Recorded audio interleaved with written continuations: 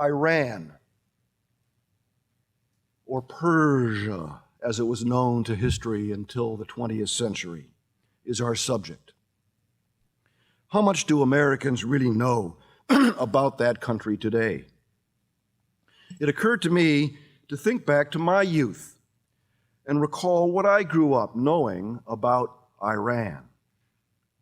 My parents were highly educated, interested in the world, subscribed to the National Geographic.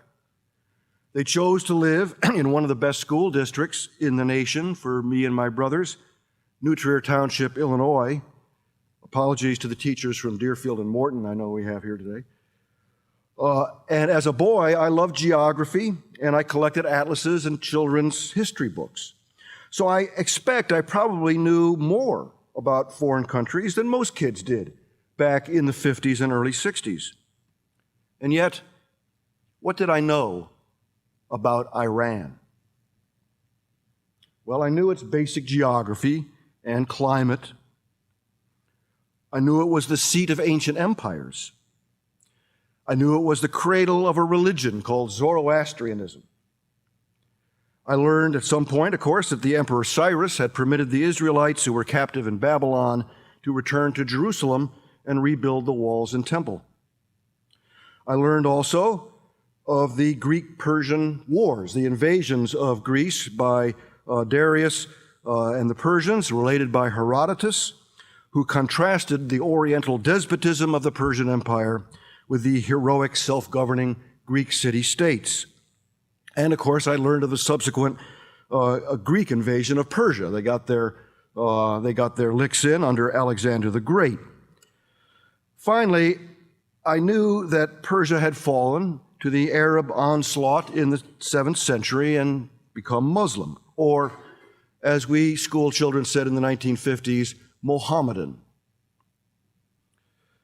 But I blush to confess, that's about all I knew, despite my love for geography and fine education.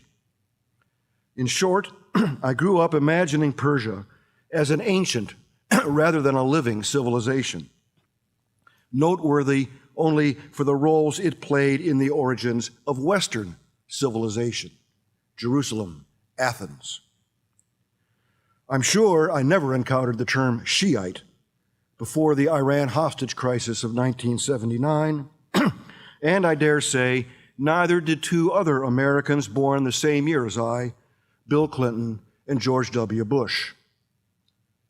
How much did Clinton really know about, Somalia, or Bush about Iraq before they occupied those countries? Too often the cynic Ambrose Bierce is right. War, he wrote, is nature's way of teaching Americans geography. But I rediscovered something amazing while recalling my childhood education. I remembered that one of my most delightful and revealing windows on the world had been my Uncle Scrooge comic books. And I seem to recall that one had taken place in Persia. I found it.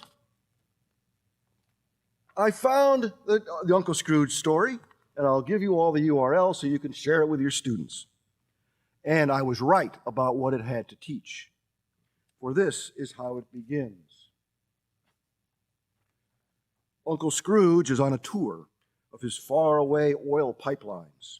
He and his nephews camp beside an ancient caravan trail in the foothills of one-time Persia.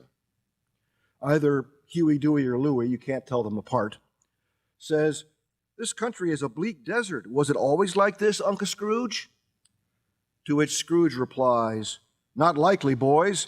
It once supported many cities with thousands of people."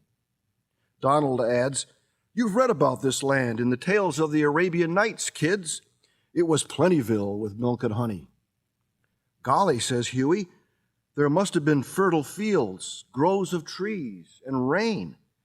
What happened to the climate, Uncle Scrooge?" To which Scrooge replies, "Nobody knows." Nobody knows much about Persia. It's a land of mystery, boys, a place in which you should never believe more than half of what you see and still less of what you hear. Whoa.